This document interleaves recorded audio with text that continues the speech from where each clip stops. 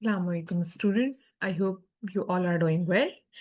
अच्छा, last lecture में हमने जो है वो फंक्शन और इसके टाइप्स के बारे में डिस्कस किया था। आज की क्लास में मैं आपको बेसिक से डोमेन एंड रेंज बताऊंगी, right? So I will share my screen first. Okay,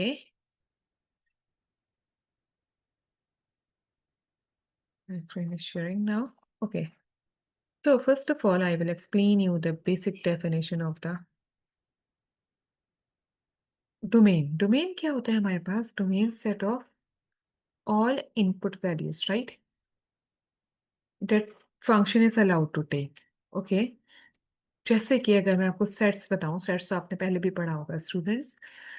x comma Y हमारे पास ऑर्डर पेयर होता है।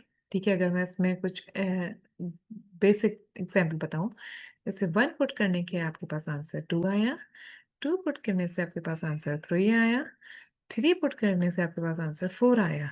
सो आपके पास जो डोमेन वैल्यूज है वो एक्स वैल्यूज होती है जो आप पुट कर रहे हो। वन जो पुट कर रहे हो तो आपके पास डोमेन क्या है? क्या? One, two and three. Range में मैं आपको बता दूं जो आपकी आउटपुट वैल्यूज होती हैं, रेंज आपके पास क्या आ गया students? Two, three, four. So ये आपके पास आउटपुट वैल्यूज आपकी रेंज आ गई और इनपुट वैल्यूज आपके पास डोमेन आ गई, राइट? It's clear? अच्छा, अब हम डोमेन की F x is equal to one over X, आपके पास एक फंक्शन है, मैं आपको डिटेल में यहाँ पे बता देती हूँ स्टूडेंट्स। ठीक है, फंक्शन एग्जाम्पल ऑफ डोमेन की हेडिंग बता करके, नंबर वन एग्जाम्पल, डोमेन आपके पास फाइंड करनी है, एक फंक्शन है। अच्छा, मैंने पहले भी आपको बताया था F x is equal to या वाई इज इक्वल टू भी लिख सकते हैं। The function is one over X, reciprocal function है, इसकी डोमेन बतानी है, फाइंड डोमेन। ओके, इसकी डोमेन बतानी है।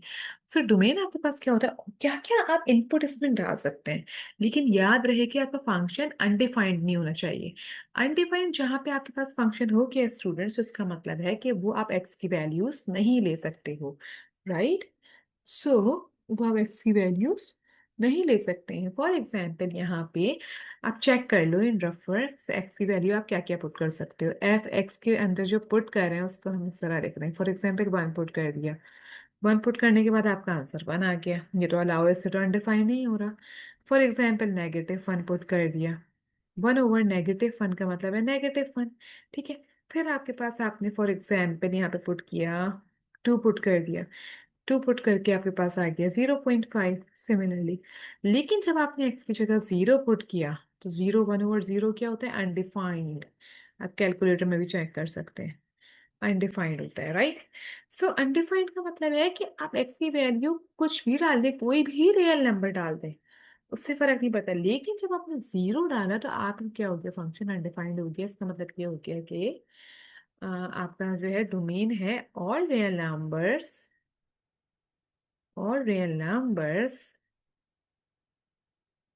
all real numbers except x is not equal to zero। x आपका जीरो नहीं होना चाहिए, राइट? आपके पास x क्या नहीं होना चाहिए? जीरो नहीं होना चाहिए। एक मिनट मैं इसको रब कर दूंगी, मैं बाद में आपको एग्जाम्पल बताऊंगा दूसरा range. Okay students, now the second example is, अच्छा मैं आपको I will share each and everything, आपको सब लेक्चर जो है मिल जाएगा। F x is equal to root X, second example है डोमेन की, ताकि डोमेन और क्लियर हो जाए। एफ एक्स अब मैं वाई के फॉर्म में लिख देती हूँ, रूट एक्स, दोनों एक ही मतलब होता है।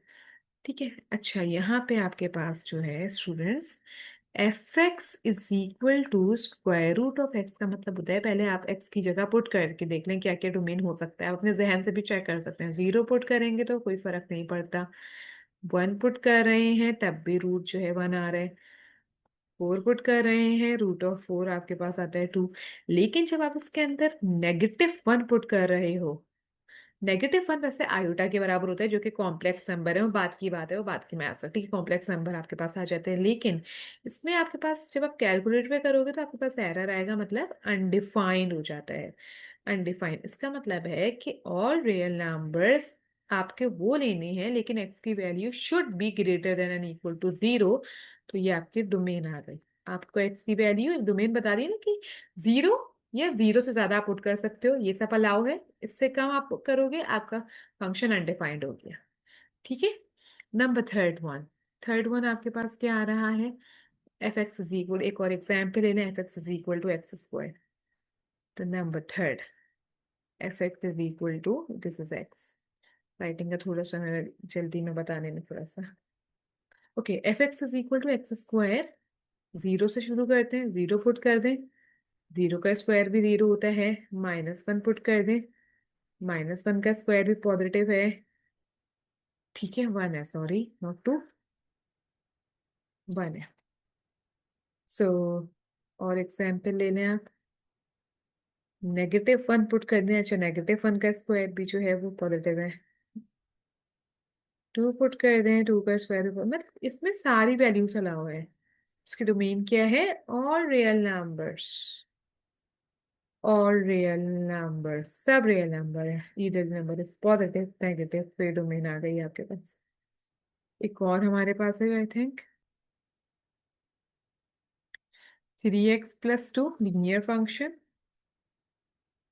The number 4 example is a linear function. ये मैंने आपको स्टेप वाइज बता दिया है स्टूडेंट्स, ताकि आपको पता चल जाए कि चेक कैसे करते हैं डोमेन। डायरेक्ट तो आपको बुक में भी मिल जाएगा, नोट्स में मिल जाएगा, लेकिन आपको स्टेप वाइज करने का मकसद है कि कोई भी पेपर में आपके पास फंक्शन आ जाए, डोमेन खुद चेक कर सकते हो। अच्छा, लीनियर फंक्शन में चेक करें, जीरो में पुट कर चेक कर लूं कि कहीं मेरा फंक्शन अनडिफाइंड तो नहीं बन रहा, कुछ पॉजिटिव लें, कुछ नेगेटिव, और जीरो पे जरूर चेक कर लें, तो आपको पता चल जाएगा फंक्शन अनडिफाइंड तो नहीं हो रहा।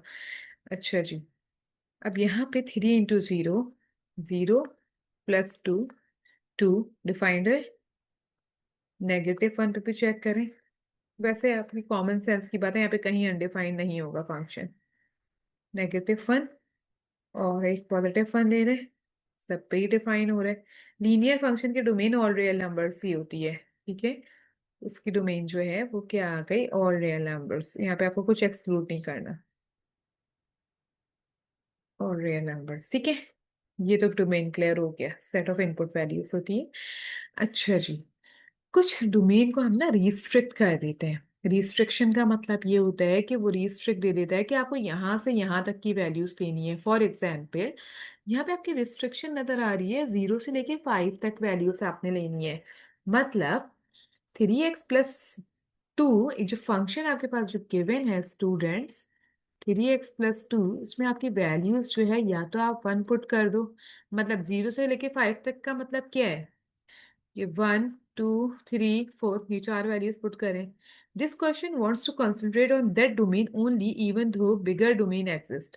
अच्छा, इन्होंने ये भी नहीं बताया कि इसमें रिस्ट्रिक्शन के मतलब है कि 1 2 3 4 के दरमियान भी तो हजारों लाखों नंबर हैं, 2.2222, 2.5, 3.4, 3.6। सो इवन थो big domain is domain exist, मतलब बहुत ज्यादा बिगर डोमेन आपकी आएगी, बहुत ज्यादा एग्जिस्ट होगी। सो यहाँ पे 3x + 2 में आपके पास लेकिन इस रेंज में लेना है, मतलब डोमेन का मतलब है यहाँ से लेके यहाँ तक के अंदर लेने हैं। आप क्या कर सकते हो, इससे बाहर 6 नहीं ले सकते, 7 ही ले सकते। तो हम उसको कहते हैं रिस्ट्रिक्टेड डोमेन कर दिया आपने, डोमेन को रिस्ट्रिक्ट कर दिया कि यहाँ से यहाँ तक ले सकते हैं, ठीक है। Some domain must exclude certain values of sets of number.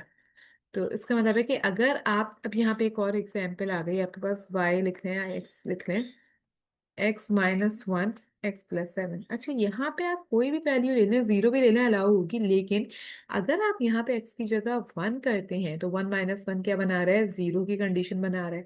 और अगर आप x की जगह -7 पुट करते हैं स्टूडेंट्स, -7 +7 भी जीरो बना रहा है, मतलब 1/0, मतलब these two input values make the function undefined dividing by 0। ये फंक्शन को अनडिफाइंड बना रहे हैं, राइट। तो इसका मतलब क्या होता है, इसको आपको एक्सक्लूड करना पड़ता है। पीछे भी एक तो बात बताई थी कि इसको आप एक्सक्लूड कर देते हो। सिमिलरली यहाँ पे x - 3 है, मस्ट एक्सक्लूड x <3। एक्स की वैल्यू 3 से छोटी नहीं ले सकते आप, वो अनडिफाइंड करेगा फंक्शन को। फॉर एग्जाम्पल, 3 तो इंक्लूड है, 3 - 3 भी तो डिफाइंड हो रहा है फंक्शन, 4 भी ठीक है, लेकिन 3 से छोटी वैल्यूज लोगे, 4 - 3 इज 1 और 0। 4 - 3 से वैल्यू अगर आप छोटी वैल्यू लेंगे, फॉर एग्जाम्पल -2 -3, तो आपके पास फंक्शन आ रहा है -5, जो कि अनडिफाइंड हो रहा है, ठीक है। तो यहाँ पे हमने रिस्ट्रिक्शन अप्लाई कर दी कि मस्ट एक्सक्लूड लेस देन 3 से छोटी वाली नहीं लेनी, -2 नहीं लेनी, -1 नहीं लेनी, -4 नहीं लेनी, सब वैल्यूज आप नहीं ले सकते, तो आपने इसको एक्सक्लूड कर दिया। अब हम रेंज की तरफ बढ़ेंगे। The range of function is a set of all output values. अच्छा, 1 पुट करने से आंसर 1 आ रहा है। ये आपके पास एक फंक्शन है जो कि क्यूबिक है। क्यूबिक फंक्शन में आपका मतलब है एक्स की वैल्यू जब आपने 1 पुट कर दी तो 1 का क्यूब क्या होता है, 1 आ गया आंसर। 2 पुट करने से फंक्शन के अंदर 2 का क्यूब होता है 8। ये इस तरह से मैपिंग करते हैं, 1 पुट करने से 1, 2 पुट करने से 8, 3 पुट करने से आपके पास 3 का क्यूब जो कि 27 आ गया। 4 पुट करने से आपके पास 4 का क्यूब जो है वो आपके पास आ गया 64। अच्छा, ये जो बाकी नंबर आ रहे हैं ना, 3, 16, 2, 4, 9, 10, 23, मतलब एक होती है आपके पास, उसको हम कहते हैं कोडोमेन भी कहते हैं। कोडोमेन क्या होता है कि फॉर एग्जाम्पल आपके पास जो है 1 से लेके 100 तक आपकी कोडोमेन है। अब इसमें जो नंबर पुट करने से जो आपके पास आंसर आ रहे हैं ना, कुछ फॉर एग्जाम्पल आपका सारा आंसर रेंज जो आ रही है वो स्क्वायर नंबर आ रहे हैं। 1 से लेके 100 के दरमियान स्क्वायर नंबर कौन कौन से हैं, 4 है, 16 है, 100 है, 9 9 81 है, ओके, और 8 8 64 है। सो ये सारे नंबर आपकी रेंज है।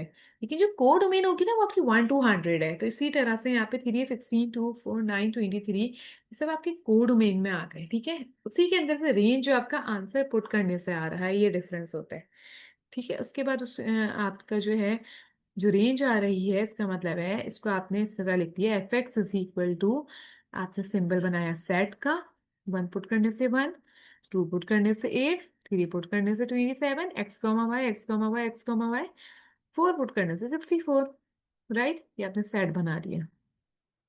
अब यहाँ पे बता भी दिया कि एफ एक्स से आपके पास सेट था, इसमें आपकी डोमेन जो थी सेट की एक्स वैल्यूज 1 2 3 4, को डोमेन जो थी वो थी, को डोमेन तो सारी वैल्यूज होती है 1 2 3 4 8 9 16।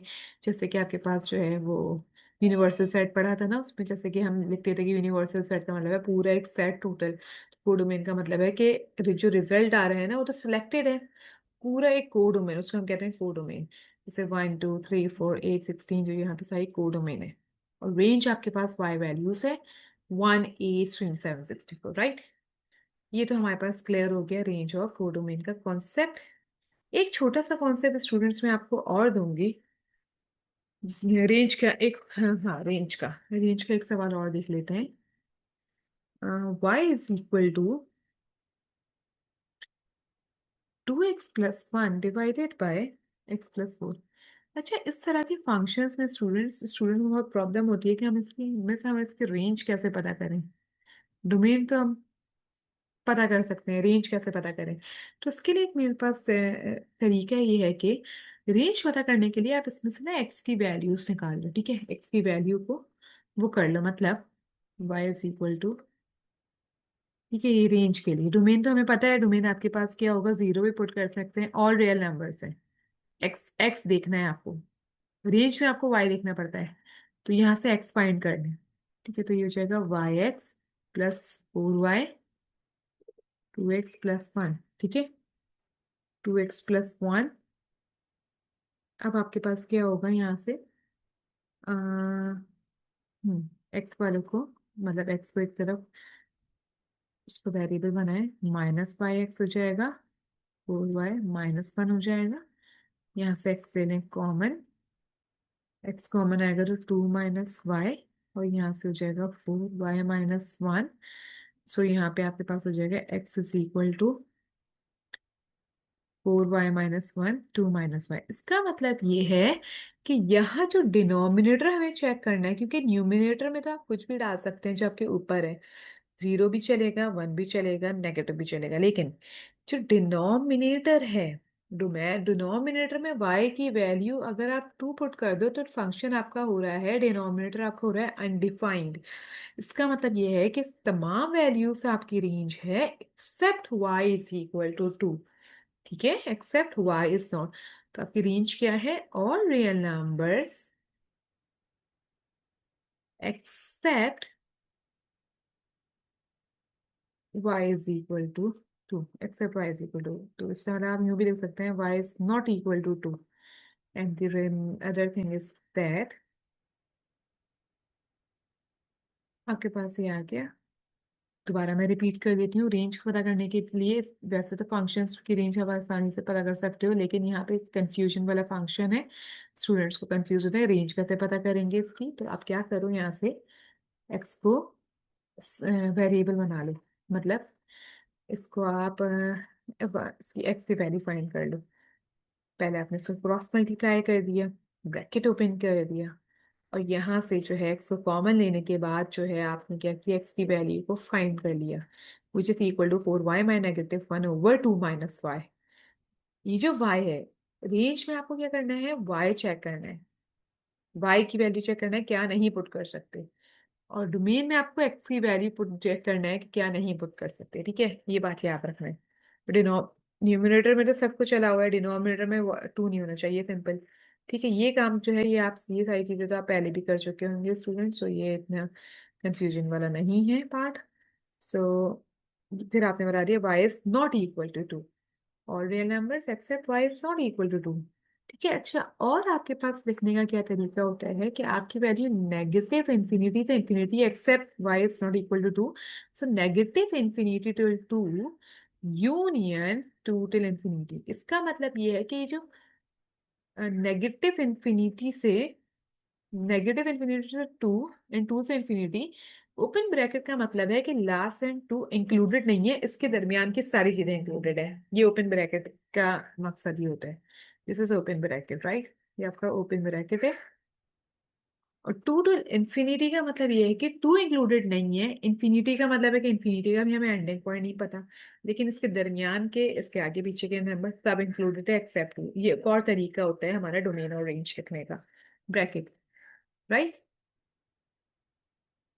ओके स्टूडेंट्स, डोमेन रेंज सारी चीज़ें क्लियर हो गई। अब आपका जो है, होपफुली नेक्स्ट लेक्चर में हम एक और टॉपिक करेंगे, part number 3। See you in the next class. इस लेक्चर आपको मिल जाएंगे, सो उसको आप एक दफ़ा और देख लें। ओके, अल्लाह हाफिज़।